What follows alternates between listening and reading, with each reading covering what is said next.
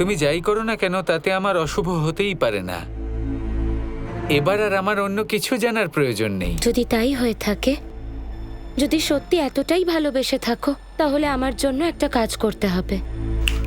আদেশ করো, তোমার জন্য আমি প্রাণ ত্যাগ করব। প্রাণ দেওয়া খুব সহজ, কিন্তু অহংকার ত্যাগ করা ততটাই কঠিন। বলো, ত্যাগ করতে পারবে? অহংকার ত্যাগ করব।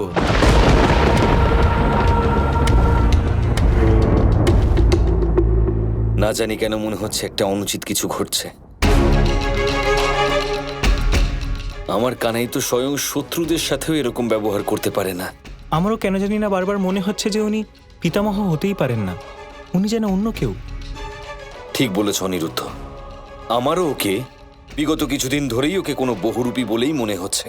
আমি একজন বহুরূপী, আমি তো সত্যি কৃষ্ণ নই।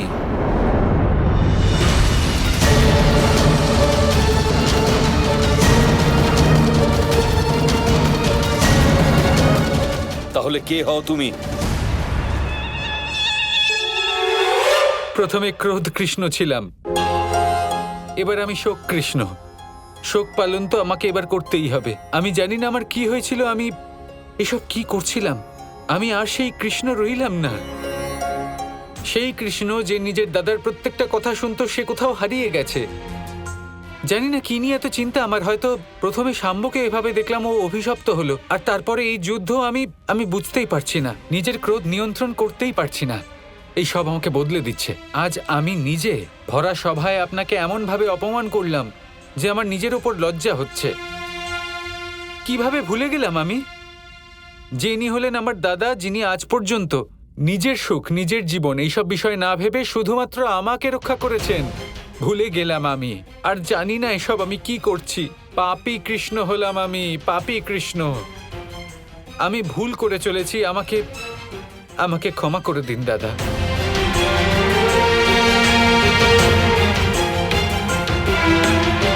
এভাবে বলো না কানাই, নয়তো তোমার এই দাদা কিন্তু ভেঙে পড়বে তোমার সামনে। আর এমনিতেও বড় দাদাকে আলিঙ্গন করতে হয়, ক্ষমা চাইতে হয় না। এসো।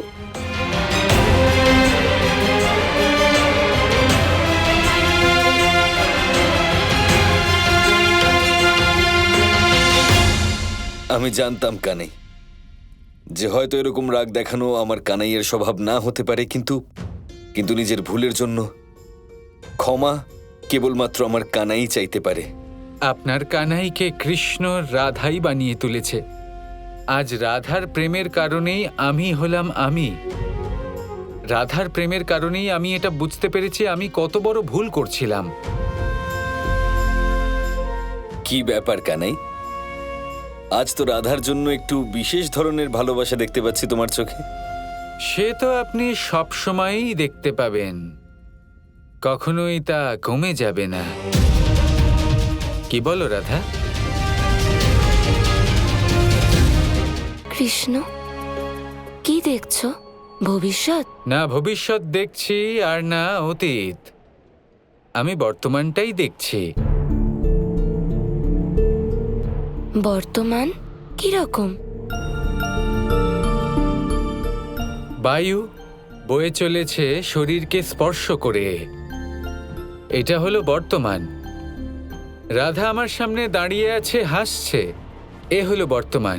এই মুহূর্তে আমরা আকাশে দাঁড়িয়ে আছি, এ হলো বর্তমান। আর এইভাবেই আমাদের জীবনের প্রত্যেকটা মুহূর্ত বর্তমানকে কেন্দ্র করে বাঁচা উচিত। রাধা এখানে এসেছে, আর এই কৃষ্ণ? কৃষ্ণ বর্তমান। কৃষ্ণ, তোমাকে ঠিক যেমনটা বলেছিলাম তেমনটাই হচ্ছে। কপটাসুরের অন্তরের অসুরত্ব দূর হচ্ছে, আর ও দাদার কাছে ক্ষমাও চেয়েছে। ওর অন্তরে শুভ সত্তা জাগ্রত হচ্ছে, প্রেম জাগ্রত হচ্ছে। এবার ও শুধু দেখতেই কৃষ্ণের মতো থাকবে না, ওর অন্তরের কৃষ্ণও জাগ্রত হবে আমার সাহায্যের দ্বারা। আমার নিরীহ রাধা, আমি তোমাকে দুটো প্রশ্ন করতে চাই। প্রথম, ক্ষমা চাইলেই কি কেউ কৃষ্ণ হয়ে উঠতে পারে? দ্বিতীয়, ও কৃষ্ণের মতো এমন আর কতগুলো কাজ করতে পারবে? সেসব তো আমি জানি না কৃষ্ণ।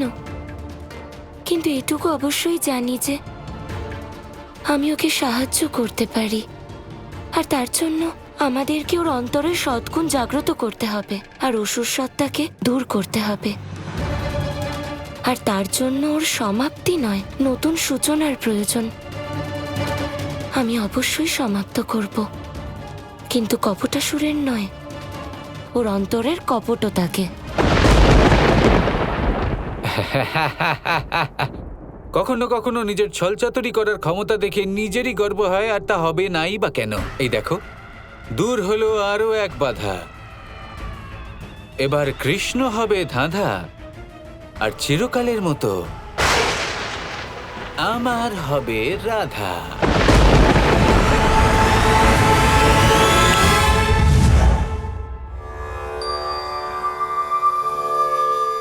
আগুনের সাথে খেলছো তুমি রাধা।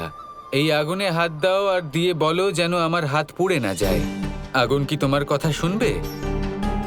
কারণ তার ধর্মই হলো পুড়িয়ে দেওয়া। সেইভাবে কপটাসুরের ধর্ম হলো কপটতা করা। তা বদলানো সম্ভব নয়। কৃষ্ণ, এটাই তো প্রেমের শক্তির পরীক্ষা, যা ধর্ম অবধি বদলাতে পারে। এটাই তো প্রেম।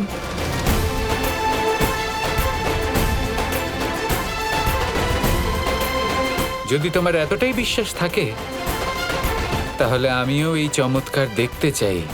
অবশ্যই দেখবে।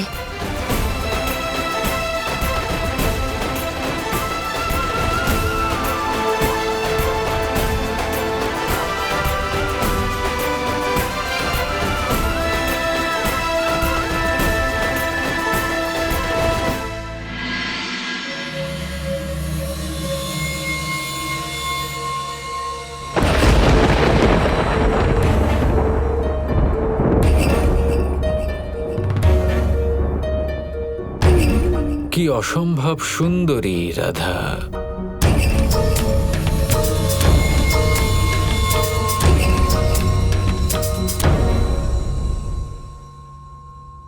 রাধা, তুমি আমাকে ডেকেছিলে? হ্যাঁ। আমন্ত্রণ করলে তুমি আমাকে রান্নাঘরে, এর কারণ কি? রাধা কৃষ্ণের যেটা প্রিয় পদ, ক্ষীর, সেটা আমি তোমার সাথে মিলে বানাতে চাই। আগের বার বাঁশি বাজাতে পারেনি, এবার পায়েস কি করে বানাবো? এই রাধা আমাকে চিনতে না পেরে যায়।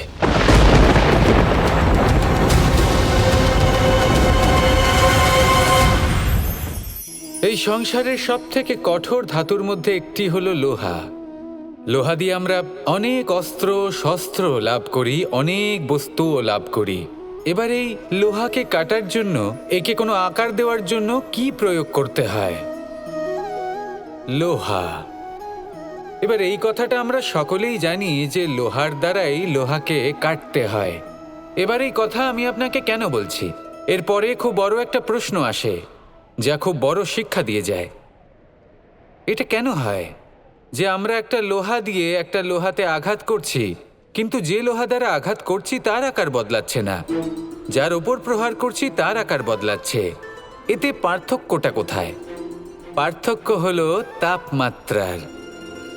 দেখুন, যে লোহাকে আমরা কাটতে চাই তার তাপমাত্রা বাড়াতে হয়, তাকে গরম করতে হয়। আর যে লোহা দ্বারা আমরা আঘাত করতে চলেছি, সেই লোহা আমাদের ঠান্ডা রাখতে হয়। অর্থাৎ ঠান্ডা লোহা গরম লোহাকে কেটে দেয়। এবার এই শিক্ষা কি আমাদের জীবনে যথেষ্ট নয়? আমাদের জীবনে অনেক সমস্যা আসতে পারে, কিন্তু আমাদের এই বিষয়ে বিশেষ খেয়াল রাখতে হবে যে আমাদের মনকে আমরা যেন ঠান্ডা রাখি, এই মস্তিষ্ককে শান্ত রাখতে হবে। যদি আমরা ক্রোধ বা ঈর্ষার আগুনে জ্বলতে থাকি, বিদ্বেষের আগুনে জ্বলতে থাকি, তাহলে আমরাও সেই লোহার মতোই হয়ে যাব, যার তাপমাত্রা অত্যন্ত বেশি। তখন যে কেউ এসে আমাদের বিচ্ছিন্ন করে চলে যাবে।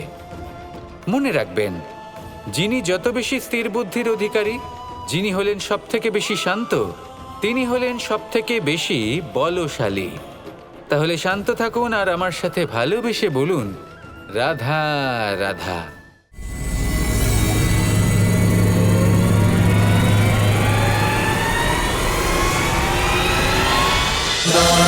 Krishna Krishna Krishna Krishna